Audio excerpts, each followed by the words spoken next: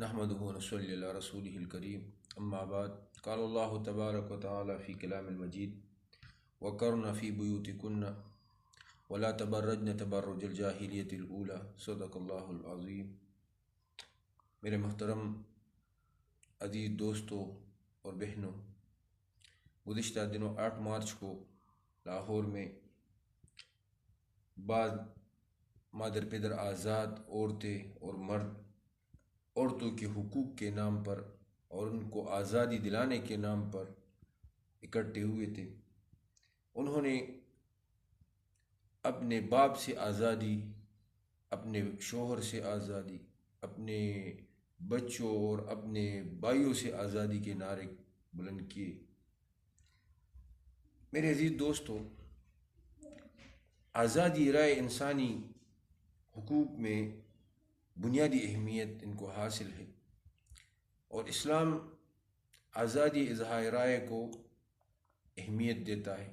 حضور علیہ السلام کا زمانہ یا خلفائے راشدین کا زمانہ اس پر دلالت کرتا ہے۔ حضرت عمر فاروق رضی اللہ عنہ ممبر پر کھڑے ہو کر صحابہ کرام ان سے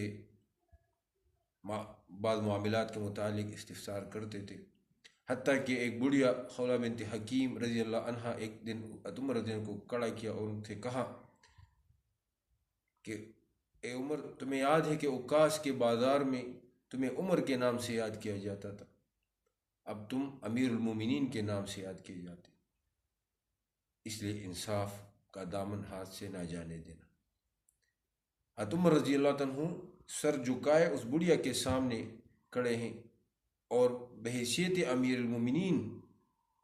ایک بوڑھی عورت کے سامنے وہ سر نہیں اٹھاتے۔ اسلام نے ہر موقع پر، حتیٰ کہ علم کے میدان میں اگر آپ دیکھیں تو عائشہ رضی اللہ تعالیٰ عنہا اور اس طرح 20 صحابیات، انہوں نے حضور علیہ السلام کے ارشادات امت کو پہنچائے۔ خلفائے راشدین کے زمانے میں باقاعدہ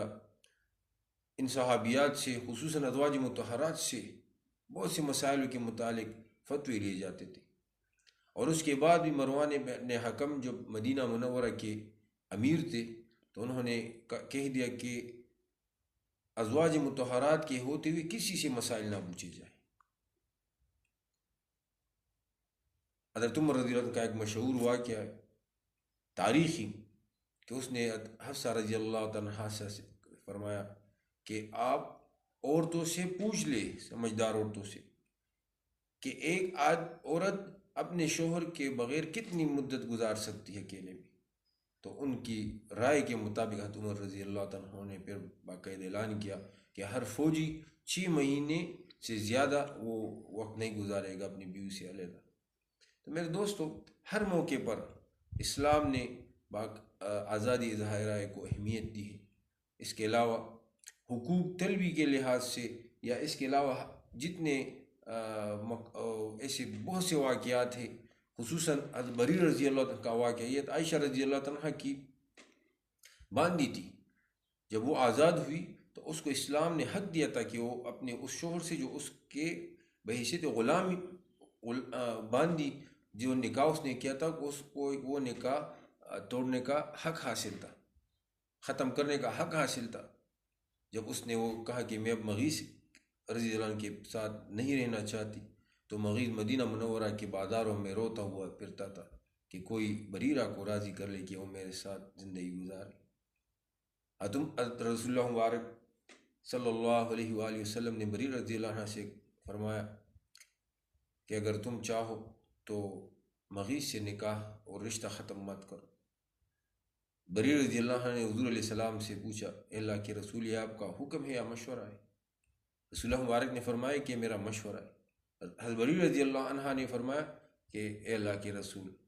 میں اس مشورے پر عمل نہیں کر سکتی، میں مغیث کے ساتھ نہیں رہنا چاہتی۔ تو حضرت بریر رضی اللہ عنہ کو کسی نے مجبور نہیں کیا، بلکہ اس کو وہ آزادی حاصل تھی۔ اس لیے ہمارا معاشرہ وہ اسلامی تعلیمات کے مطابق، اللہ جل جلالہ کے احکامات کے مطابق 2 حصوں میں ہمارا نظام وہ تقسیم ہے۔ ایک ہمارا خاندانی نظام جو ہوتا ہے، تو اس لحاظ سے انسان ایک تو اندرونی زندگی جو گھر میں ہو گزارتا ہے، اور ایک بیرونی زندگی، دو شعبہ جات ہیں، دو شعبہ جات میں انسان زندگی گزارتا ہے۔ تو اس اسلامی تعلیمات کے مطابق جو اندرونی زندگی ہے، گھر کے اندر جو ہے، چار دیواری کے اندر جو ہے، تو اس کی ذمہ داری عورت کے سپرد کی گئی ہے، اور جو چار دیواری کے باہر ذمہ داری ہے وہ مرد کے ذمہ لگائی گئی۔ اس لیے سیاست ہو، سماجیات سے تعلق رکھنے والے جتنے مسائل ہو، واقعات ہو، زندگی ہو، یا معاشیات سے متعلق ہو، وہ سب مرد کے ذمہ ہے، جبکہ عورت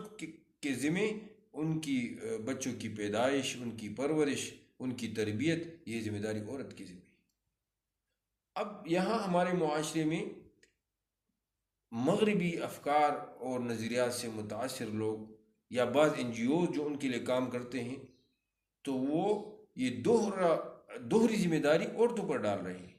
عورتیں تو ویسے بھی اپنا وہ کام کر رہی، تو اس کو گھر سے نکال کر ان کو معاشی ضروریات کو پورا کرنے کی ذمہ داری بھی اس پر لگا رہی ہے۔ تو اس لیے یہ عورتوں کے ساتھ ظلم ہے، اور جو عورتیں ان کے ان نعروں کے مکر میں، فریب میں، دھوکوں میں آ جاتے ہیں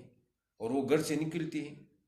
تو میرے عزیز دوستو، اس سے معاشرے میں فساد پیدا ہوگا، بگاڑ پیدا ہوگا، اور ہمارا جو خاندانی نظام ہے وہ تس نس ہو جائے گا۔ اس موقع پر میں آپ کو صدر گورباچوف، جو روس کے آخری صدر گزرے ہیں، انہوں نے باقاعدہ کتاب لکھی ہے، اور اس کتاب میں انہوں نے اسٹیٹس آف وومن کے نام پر ایک باب قائم کیا ہے، اور اس میں وہ لکھتے ہیں کہ اہل مغرب نے عورتوں کو گھروں سے باہر نکال کر معاشی فائدے کم از کم بہت سے حاصل کیے، لیکن ان معاشی فائدوں کے ساتھ ساتھ انہوں نے جو نقصان کیا ہے تو اس سے بڑھ کر ہے، اس فائدے سے یہ نقصان بڑھ کر ہے، اور وہ یہ ہے کہ اہل مغرب نے اپنا خاندان نظام تباہ کر دیا۔ گورباچوف لکھتے ہیں کہ یہ تحریک میں نے شروع کی ہے کہ میں ان عورتوں کو جو گھر سے نکلی ہے، ان کو دوبارہ گھر میں ان کی جو ذمہ داری ہے ان کی طرف میں ان کو لے جاؤں گا، تاکہ وہ ہمارا وہ نظام وہ محفوظ ہو سکے اور تباہی سے بچ سکے۔ اس لیے میرے عزیز دوستوں، بہنوں، بھائیوں، اسلام